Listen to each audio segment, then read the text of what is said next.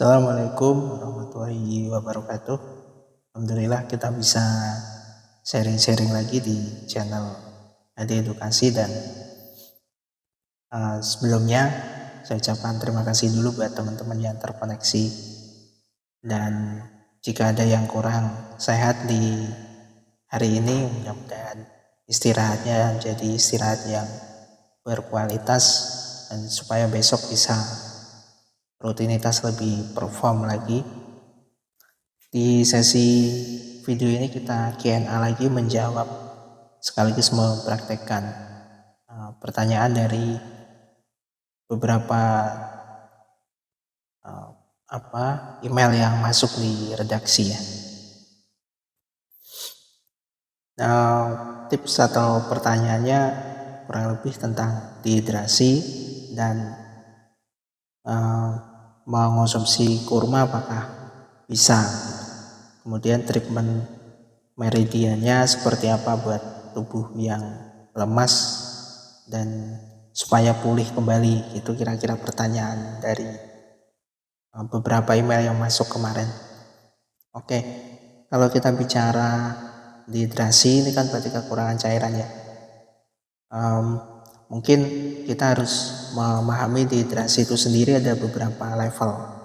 Ada ringan, ada sedang, ada yang parah. Nah, kalau parah, saran saya memang harus melakukan perawatan intinya melakukan perawatan di RS atau sejenisnya gitu ya, supaya mendapatkan seperti infus dan lain-lain, menyuplai untuk membalikan cairannya. Itu kalau kita parah. Kalau ringan dan sedang mungkin bisa di rumah sembari konsul dalam monitoring terapis kesehatan maupun kesehatan medis itu sendiri ya.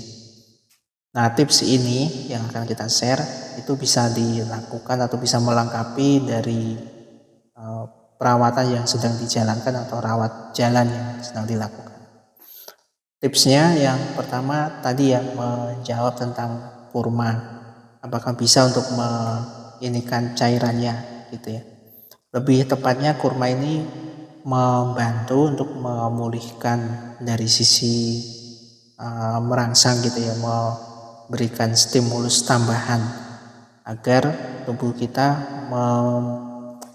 memaksimalkan kemampuan sistem tubuh yang sudah sempurna itu untuk melakukan proses perbaikan dalam tubuh itu sendiri. Jadi kurma sifatnya hanya membantu, nggak mutlak dia bisa, tapi kalau kita mau konsumsi itu ya bagus karena kan bisa membantu gitu. Kita butuh bantuan makanan-makanan yang selain mengandung karbo sehat, kemudian juga mengandung cairan yang cukup gitu. Mengonsumsinya berapa? Kurang lebih sehari 3 butir, nggak sampai 5 atau 7 ya, 3 aja cukup. Jadi pagi 1 butir, kemudian siang 1 butir, sore 1 butir, dan dibarengi dengan mengonsumsi air putih hangat sedikit-sedikit porsinya gitu ya. Ini bisa dilakukan selama 3 hari berturut-turut kalau posisinya sedang. Kalau ringan ya 2 hari sekali gitu. Nah, kalau parah gimana, misalnya sedang dirawat gitu kemudian mengonsumsi kurma ini, apakah bisa? Ya bisa banget, cuman memang ini di-sharekan untuk yang di rumah ya gitu. Jadi kalau yang sedang dirawat seperti itu ingin mengonsumsi kurma juga boleh, konsumsinya yang penting ada batasannya gitu, nggak boleh sampai sebanyak-banyaknya gitu, karena dia juga ada batasan porsi kadar gulanya gitu. Fix ya. Kemudian yang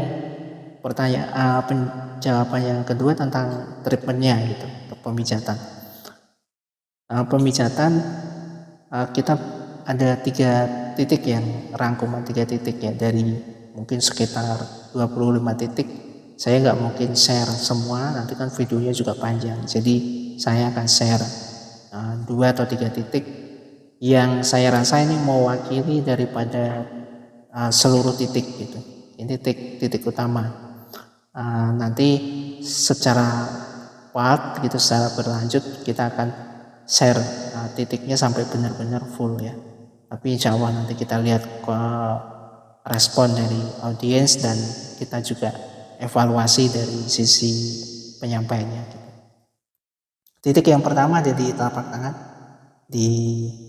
bukan di tengah-tengah tapi di samping. Nah di situ, sini, bukan di samping luar tapi masih ada di dalam. Nah di situ ya titiknya. Posisi tangannya kalau mau dipijat, anggaplah ini tangan kanan, kita menggunakan ibu jari tangan kiri untuk menyentuh area telapak tangan sisi dalam bagian kelingking ya, di situ di telapak.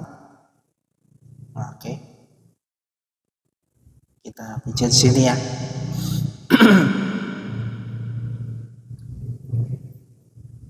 Untuk durasinya itu sendiri kita bisa 3 sampai 4 menit teknik seperti ini ya. Nah, oke. Kemudian setelah titik ini cara pemijatnya gitu aja ya, ini aja nih, nggak perlu ditekan lama-lama, kencang-kencang juga, karena memang teknik yang akan kita gunakan ini sebenarnya pemijatan lembutnya, karena refleksi itu sebenarnya saat kena titiknya juga sudah kerasa. Oke, setelah itu titik berikutnya ada di sini. Nah nih, jadi kalau dihitung dari pergelangan tangan ke atas itu sekitar 5 jari. Nah 5 jari ke atas. Nah yang posisinya di ibu jari itu, itulah titiknya. Nah, ini mijitnya. Ini juga sama, 2, 3 sampai 4 menit kondisional. Nah oke. Jika sudah, kita posisikan tangan kita seperti ini, telapaknya menghadap ke bawah, tadi kan ke atas ya. Nah, ada di sela-sela jari telunjuk dan jari tengah, itu titiknya. Pas di ruas pertama jari telunjuk dan di ruas pertama jari tengah, dia ada di sela-selanya. Nah gitu cara mijat.